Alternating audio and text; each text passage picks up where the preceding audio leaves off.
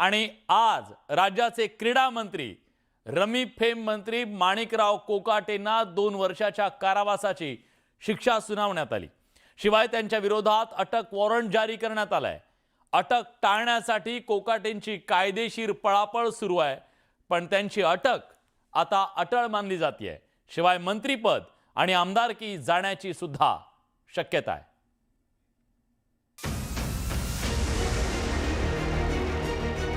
माणिकराव कोकाटे चांगलेच अडचणीत आलेत। कोर्टाने त्यांना तातडीने अटक करण्याचे आदेश दिले, तर माणिकराव कोकाटे लीलावती हॉस्पिटलमध्ये उपचार घेत आहेत। सदनिका गैरव्यवहार प्रकरणी अटक वॉरंट जारी झाल्यानंतर विरोधकांनी आक्रमक पवित्रा घेतलाय। त्या नेत्याने सामान्य लोकांचा पैसा हा खाल्लेला आहे, त्यामुळे अध्यक्ष साहेब या बाबतीत काय करतात बघावं लागेल। पण आम्हा सगळ्यांना असं वाटतंय आजच्या आज त्यांचा राजीनामा हा घेतला गेला पाहिजे। दोषी आमदार ज्याला शिक्षा ठोठावली त्याला एक क्षण सुद्धा त्या पदावर वैधानिक पदावर राहण्याचा अधिकार नसतो आणि त्याच्यामुळं ताबडतोब जे मंत्री आहेत कोकाटे, माणिकरावजी कोकाटे यांचा ताबडतोब राजीनामा झाला पाहिजे।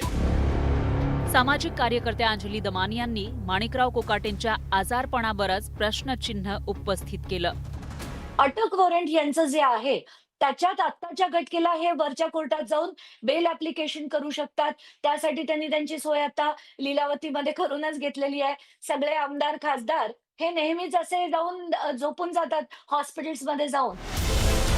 सदनिका गैरव्यवहार प्रकरणात 30 वर्षांनी न्याय मिळाल्याची प्रतिक्रिया वकील अंजली दिघोळेंनी व्यक्त केली। माणिकराव कोकाटे प्रकरणात तक्रारदार असलेले माजी मंत्री तुकाराम दिघोळे यांची मुलगी अंजली दिघोळेंनी मोठ्या मुद्द्याकडे लक्ष वेधलं। शिक्षा सुनावली जात असताना कोकाटे कोर्टात हजर नव्हते, तसंच कोकाटेंच्या वकिलांनी कोर्टाची दिशाभूल केल्याचा आरोपही त्यांनी केला। मध्येच उठवून त्यांचे वकील हजर झाले आणि त्यांनी सांगितलं की कोकाटे हे गव्हर्नमेंट हॉस्पिटलमध्ये ॲडमिट आहेत। लीलावती गव्हर्नमेंट हॉस्पिटल हे आज मला नवीन कळलं आणि ते गव्हर्नमेंट हॉस्पिटलमध्ये ॲडमिट आहेत, नाशिकमध्ये आहेत आणि त्यांना त्यामुळे 4 दिवसांची मुदत देण्यात यावी। पण असं असतानाही कोर्टासमोर कुठलेही पुरावे नसल्यामुळे कोर्टाने त्यांचं बोलणं ग्राह्य धरलं नाही। माणिकराव कोकाटे कोणत्या प्रकरणामुळे गोत्यात आले ते आता पाहूयात। 1995 मध्ये माणिकराव कोकाटेंनी सीएम कोट्यातील अत्यल्प गटातून सदनिका घेतली होती। त्यासाठी वार्षिक उत्पन्न कमी दाखवणं, मालमत्ता नसल्याची बनावट कागदपत्र दिल्याची तक्रार करण्यात आली होती। तक्रारीनंतर 25 ऑक्टोबर 1995 मध्ये सरकारवाडा पोलीस स्टेशनमध्ये गुन्हा नोंदवण्यात आला होता। 25 मार्च 1997 मध्ये कोकाटेंच्या विरोधात चार्जशीट दाखल करण्यात आली होती। 3 एप्रिल 2001 रोजी कोर्टात खटला सुरू झाला होता, तर 20 फेब्रुवारी 2025 ला नाशिकच्या कनिष्ठ न्यायालयानं माणिकराव कोकाटेंना दोषी ठरवलं होतं। तर 16 डिसेंबर 2025 रोजी सत्र न्यायालयानं कनिष्ठ न्यायालयाचा निकाल कायम ठेवला।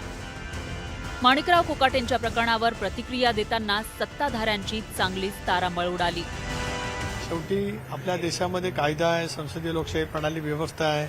अशा वेळेला नेमकं काय करायचं याचं धोरण यापूर्वीच्या कालावधीमध्ये ठरलं गेलेलं आहे। पक्षांतर्गत जो विषय असेल तो आज किंवा उद्या सकाळी त्या ठिकाणी चर्चा करून अंतिम केला जाईल।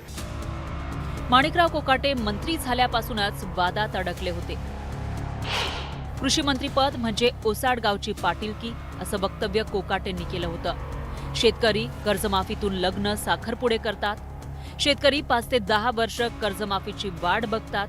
त्यांच्या या वक्तव्यांचे प्रचंड पडसाद उमटले होते। भिकारी सुद्धा 1 रुपया घेत नाही, पण आम्ही शेतकऱ्यांना 1 रुपयात पीक विमा दिला। शेतातील ढेकळांचे पंचनामे करायचे का, या वादग्रस्त वक्तव्यांमुळे त्यांचं कृषी मंत्रीपद गेलं होतं। सभागृहात मोबाईलवर ऑनलाईन रमी खेळण्याच्या आरोपावरूनही माणिकराव कोकाटे राजकीयदृष्ट्या संकटात सापडले होते।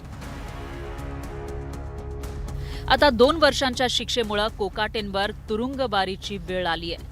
नेमका कोणता कायदा नेत्यांना शिक्षेची छडी देतोय तेही पाहूयात। लोकप्रतिनिधी कायदा 1951 मधील कलम 8(3) अंतर्गत लोकप्रतिनिधीला 2 वर्ष किंवा त्यापेक्षा जास्त कारावासाची शिक्षा झाली तर तो आपोआप अपात्र होतो। या कायद्यामुळे कोणत्या नेत्यांना मंत्रीपद गमवावं लागलं तेही पाहूयात। चारा घोटाळ्यामध्ये 2013 साली लालू प्रसाद यादव यांना दोषी ठरवून 5 वर्षांची शिक्षा सुनावण्यात आली होती. त्यामुळे त्यांचं मंत्रीपद रद्द झालं होतं. राहुल गांधींना मानहानीच्या प्रकरणात कोर्टानं शिक्षा ठोठावली होती. त्यानंतर लोकसभा सचिवालयानं 23 मार्च 2023 रोजी त्यांची खासदारकी रद्द केली होती. सुनील केदार यांना कोर्टानं शिक्षा ठोठावताच त्यांची आमदारकी 22 डिसेंबर 2023ला रद्द झाली होती. एकंदरीतच माणिकराव कोकाटेंच्या शिक्षेमुळे महापालिका निवडणुकीच्या प्रचारात विरोधकांना आयताच मुद्दा मिळालाय. त्यामुळे विरोधकांना बळ मिळालंय तर सत्ताधारी बॅकफूटवर गेल्याचं पाहायला मिळतंय. संतोष गोरे, न्यूज 18 लोकमत, मुंबई.